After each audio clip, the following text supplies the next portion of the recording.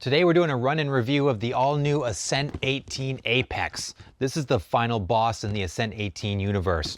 I feel pretty confident saying that because I don't think you're going to get much better than this, and I believe after watching this video you're most likely going to agree. This is a special one for me for a number of reasons. First, this thing is super gnarly. This is a no-holds-barred, brushless, high-performance, ready-to-run rock crawler from Redcat, aimed at total domination of the mini crawler market. And secondly, I helped design it. I've actually been working with Redcat for about 7 months at the time of this recording on the development of this truck, and I'm super excited to finally be able to show you guys this in its production format. I've got the early prototype right here, one of the very first, maybe the first, since it has number 1 written all over it, that I've been running hard for many, many months. It's been really difficult to conceal this thing, so I'm pumped to be able to show it to you guys. As always, timestamps are in the pinned comment down below, but I want to kick this off with some background about the development of this truck, how I got involved, and kind of the iterative development of it as it went along, leading up to the production version here. So if you want to stick around for that, please feel free. Otherwise, you can skip right to the review using the timestamps in the pinned comment below. So I got to give a shout out to Shane, who was the developer that I worked with on this project. When I got this truck in prototype form back in February, it wasn't far off from the production version that you guys are going to see in the video later. I got in contact through Shane through my marketing contact, who I work with on new releases. Shane then sent me some minimal detail cell phone pics of the truck and then shipped out a sample to me. When I got this thing in the unmarked box, opened it up, there was no packaging, no decals or anything like that. It was just kind of a bare bones, wrapped in packing paper, opened it up, but I saw this truck, man, it was evident that Redcat meant business. It did not have the bed attached. I attached the bed for demonstration purposes, which I'm going to show you guys later, but had the bed option with it as well. Take a look at this thing. Prototype. Unmarked packaging. Oh my goodness, look at this thing. Oh, ho, ho. It said I didn't have number 1. Look at that. I wonder if this is the first prototype. Maybe. Oh, this is gonna be awesome. It also came with the narrow axles that we're familiar with on the Ascent-18. That was one of the biggest changes that were implemented during my time with it. I actually have the first set of axles that it came with here. All right, guys, done some runs through the course. This thing is incredible out of the box, unbelievable. This is going to change the game right here. Look at it get all twisted up, looks so good.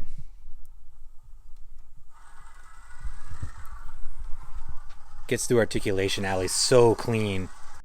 Check it out on the descent. It's super flat and composed. Looking great on the decline. I really want to push it against the wall there. Man. This got the high steer knuckles and the U-joint axles, which I was a big proponent of. I really like the U-joint axles over the CV style, both for strength and also the functionality with the turning that you can get out of them and reliable performance at those pretty extreme angles. Next iteration was the width, so the axle housings themselves became wider. That took this thing to a whole nother level as far as stability and overall footprint go. I really suggested that we kind of bring in the offset on these to close that track width a little bit. I feel like it's a little too wide, but we'll get into that a little later. My sample also had the BEC output on the Hobbywing system fixed at 8.4 volts. I'm happy to see that the production version looks like you can configure that between 6 and 8.4. However, the Hexfly servo is still going strong on my prototype after lots and lots of running and abuse. See, I'm pushing it really hard, trying to get it pinched. The FOC in the system works really good. Press in that servo too, because I really want to stress that out as well. Need to get it out on the rocks, but I've got a couple places where I can pinch it and get this thing working.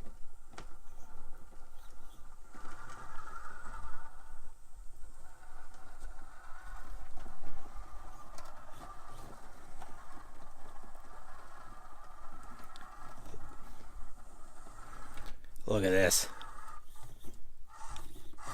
Oh my gosh, what an animal. speaking of abuse, I ran this thing hard. They told me to run it and see how it did. So that's exactly what I did. We run it on the rocks, on the indoor course. I gave it to Axel, my grandkids. The thing got run hard, it got stepped on, it fell off the course, and the thing is held up well. The only thing that I had any issues with was breaking a rear lower link, which I was concerned about initially because that to me is a weak point on the Ascent-18 is the lower linkage. Shane did tell me that they changed the material of the linkage to give it more strength. So I think that worked. I haven't broken anything since, and I have not broken anything in the production version. Just what a killer.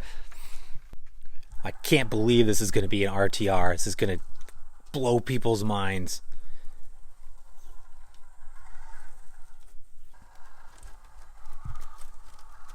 Nice line, holy cow.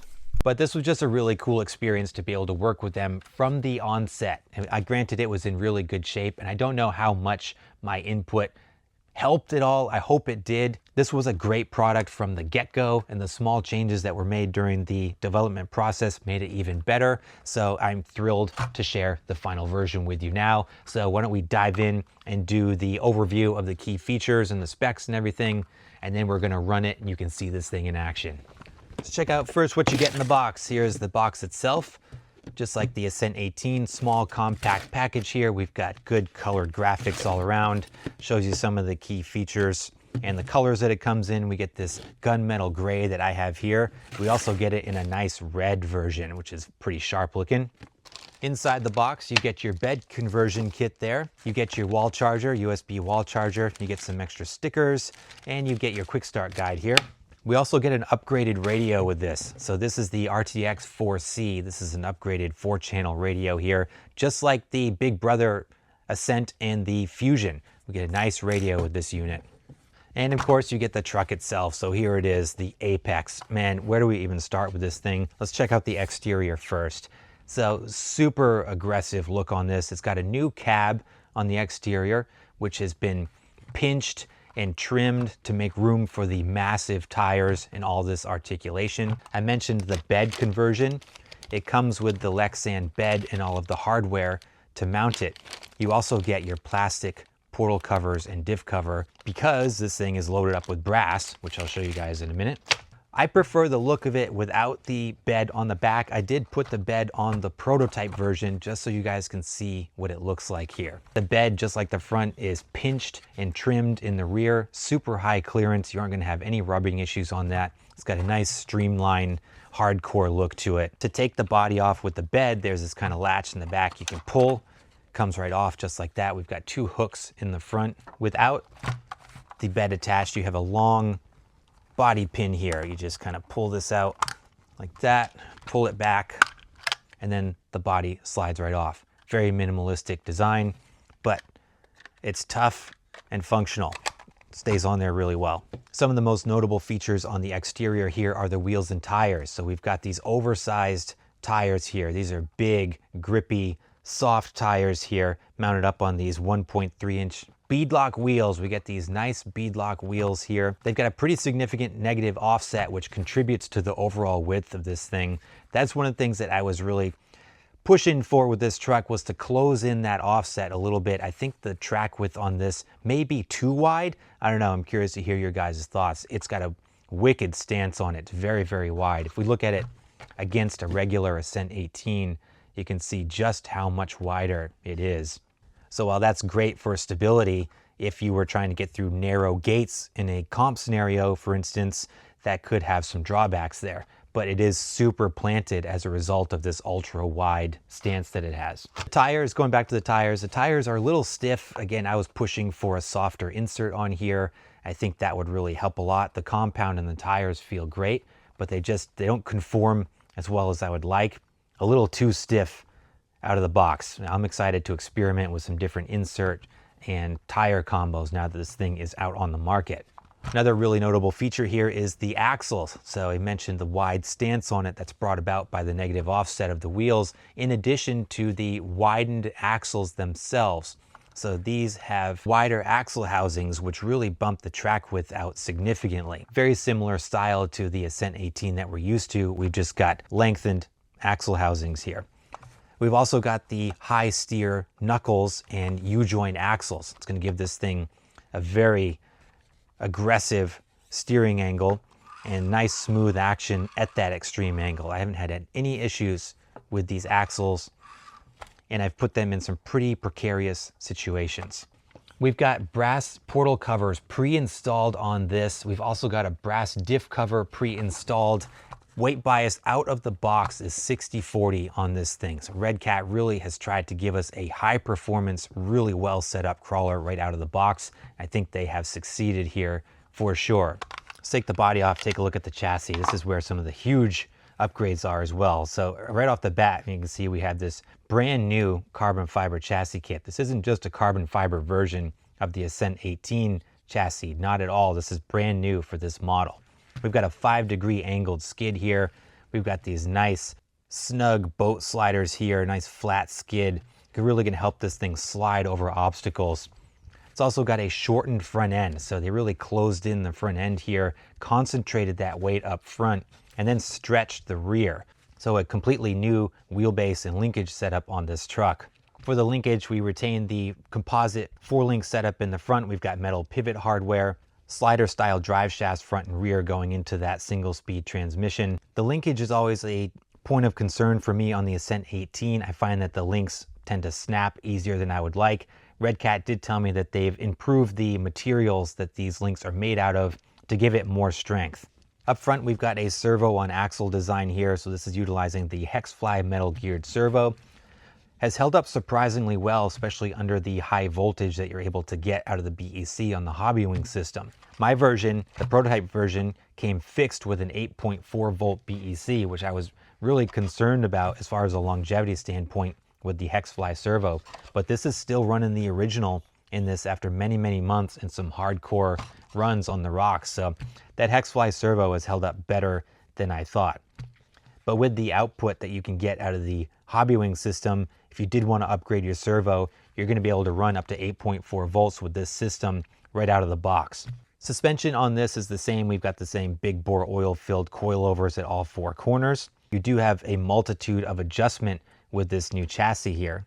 More so in the rear than in the front. You don't have a lot of options in the front, but you do have significant options for rear shock placement in the back. For a power plant, so right out of the box, this is running the Hobbywing Mini24 brushless ESC here on the passenger side slider. That is powering the Hobbywing 1621 brushless outrunner motor. This is an excellent, excellent combo here. Great performance out of this, tons of power, super smooth power delivery. And I mentioned that you've got the 6 volt or 8 volt BEC output to your servo with this system. Tiny little R4C receiver up here. Everything's tucked in nice and tight. Got a nice clean layout on the chassis. This comes with a 3S LiPo battery. So you get this 200 milliamp 3S pack. Sits super snug on the slider right here. As far as internals go, we've got all metal gears in the transmission. We've got underdrive in the rear, overdrive gears installed in the front for a overall overdrive in the front of about 23% pre-installed. That's going to give you better turning radius. The front tires are going to spin 23% faster than the rear, so it's going to give you more aggressive turning radius there. Also helps slightly with uphill climbs, get those tires to spin a little faster. Before we go run this thing, let's do our typical performance test, starting with the corner scales here. So Redcat claims 60/40 out of the box. Here we are, 60/40, just like they say. This is with the battery in it. Slightly biased to the left at 51%. Total weight, 439 grams. Now the setup table, let's start with the RTI just for fun. We'll see how this thing flexes. It's got quite a bit of reach from those axles. You can flex out pretty good. I'd say 19.5 on the RTI. Now the side hill.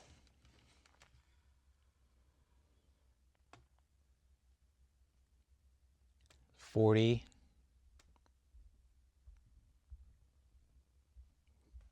50, 55, it's just about 55. Might have been a little bit over, but that's pretty solid. Now the vertical, let's see how this does. It's so wide, it kind of oversteps my wheel chock, so hopefully it stays. There's 55, 60.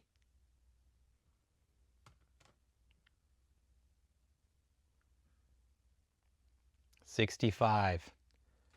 Oh, what, 68 on the vertical? We brought the dial up with us a little bit, so it could have been 68 to 70 on the vertical.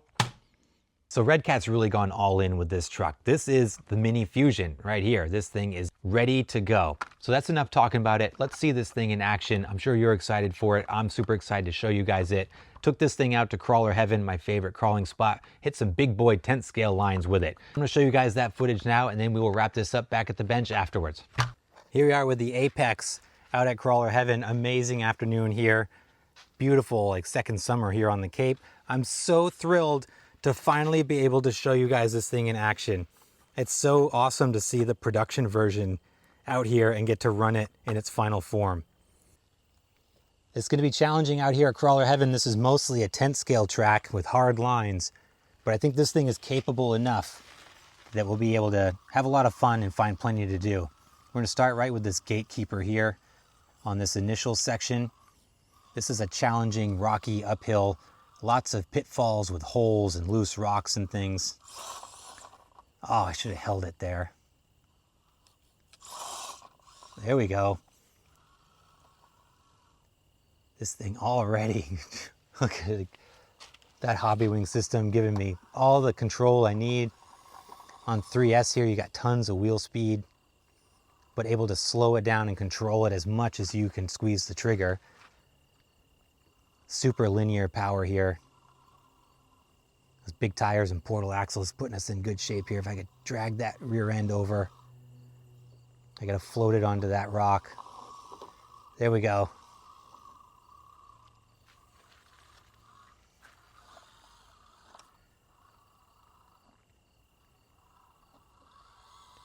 Boy, that was impressive. I was just out here with the 10.3 Coyote, the new Axial, and it did not do that section as easy as this Apex just did. And look at this thing. Gosh, it just crawls like a wet blanket, like being dragged over the lines here. So good.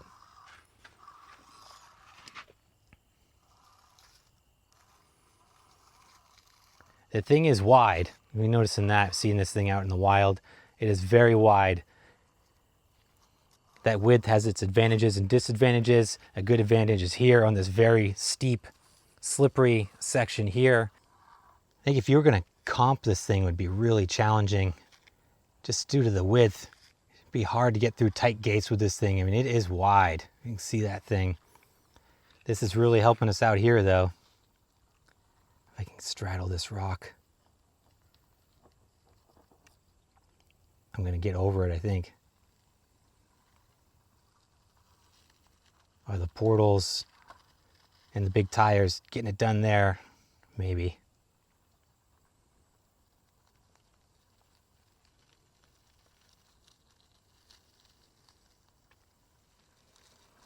Oh man, we did it. That was nasty.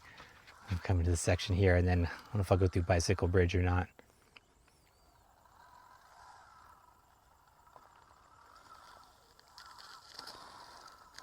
Oh, jeez, wow. Feeling pretty confident I'm going to head through Bicycle Bridge. This is a nasty rock bridge here. Lots of pitfalls and things, especially for a small rig like this. Finding that the tires, they do grip pretty well. They do tend to push. I find during my practice runs and things, and we'll see in a little bit, I'm sure, they push in the front significantly, and I blow my lines here and there. So I think it could really benefit from a softer insert or a different tire combination. I haven't experimented with either of those with the prototype, but now that this thing is out, I'll be messing around with that going forward.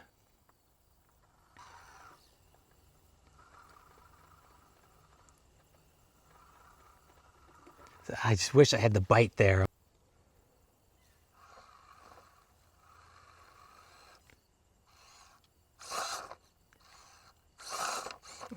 It's like trying to hop my way through, it's just not happening. We might have to hand of God it through this section. Good effort on that one. Wasn't able to get through there clean. Try some different stuff.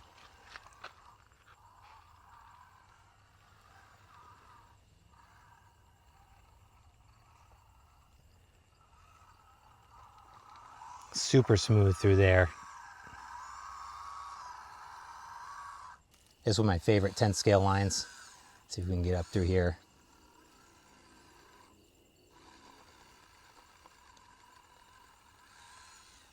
Getting the grip there, laboring a little more than I would expect or hope. Still able to find traction and get going. There, it just twists all up. So good.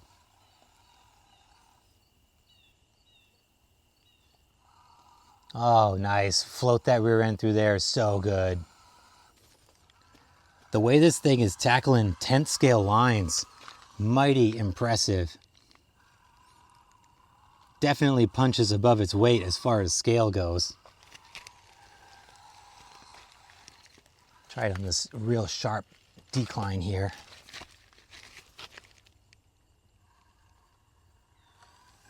Nice and composed through there. Ah, so there, I need more bite. There we, oh no, I thought I had it. There we go. Just have to leave the throttle on a little longer than I wanted. Try going up this kind of notch. There's a big hole right over there, right where I would need to put my tire. Try and float over it. This is where that track width's really helping me out. Nice and clean. Try a couple more of my favorite mini sections here.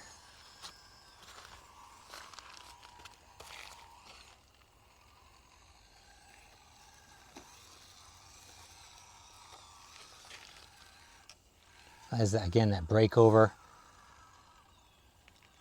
Here's that descent. We get that. Go through this notch here. This is going to be tricky as well. Oh, oh yeah, there we go. Those big tires. That stubby front end going to get us through, no problem. Oh, I had to gas it there to save it.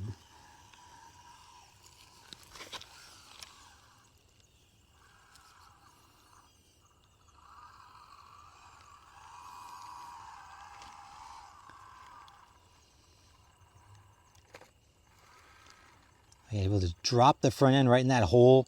It recovers and just keeps right on going. Look at that sharp turn. Look at the way that thing corners too with the underdrive, overdrive. Look at that, almost like dig right there.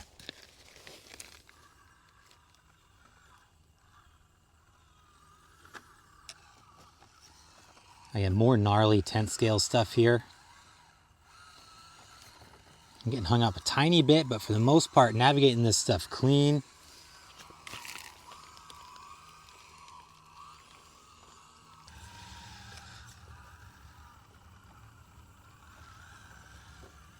Oh my gosh, just floating through there.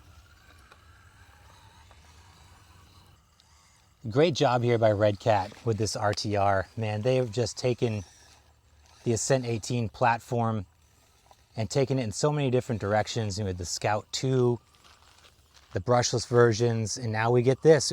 It's the Mini Fusion, right? It's just like what they did in the 10th scale with the Fusion. But now we get it in the small scale, and it's just so impressive. Love that they are on the gas, just putting out great stuff. I think they've done excellent with this truck. Big performance at an affordable price tag. Good looks. Premium components with the Hobbywing system. Those new high steer axles, all of it. Good job here by Redcat. And shout out to Shane, who was the developer at Redcat that I was working with on this project. This is Shane's baby right here. And now we get to see it in full-fledged production mode. And it is everything that we hoped it would be. This thing is awesome. So great job, Shane. Good job, Redcat. I'm looking forward to hearing your guys' thoughts on this truck, but I'm gonna wrap it up here. I'm gonna keep driving on this beautiful day and enjoying this thing, but I'm super pumped to be able to show you this finally. This thing is a little beast. So the Ascent-18 Apex, guys, what'd you think of it? Let me know your thoughts in the comments down below. What do you think of this new RTR, high performance RTR from Redcat? This is available now. It comes in the two colors, like I said. You get it in the red version here, or you get it in the gunmetal like what we have here. Cost on this is $250, which for what you get out of the box, I think is bargain performance for this thing. Still has some typical RTR items ready to replace. I would replace the tire inserts. I will be working on tire choices and tweaking that with mine going forward. And the servo, I still don't have a lot of faith in that Hexfly servo. While it's held up pretty well, I would like to see something stronger in this, especially if you're going for really hardcore performance. It could benefit from something faster and stronger. But overall, the truck has held up extremely well. Very fun to drive. It's a killer performer right out of the box. This is such a good time to be in the mini crawler hobby. We've got such great RTRs to choose from. I'm really excited to put this new Apex up against some of the other RTRs that are on the market now and that will be coming on the market soon. So guys, don't miss that. It's going to be great. But as always, I appreciate you guys. Thanks so much for watching. Please like and subscribe if you haven't done so, and I'll see you in the next video.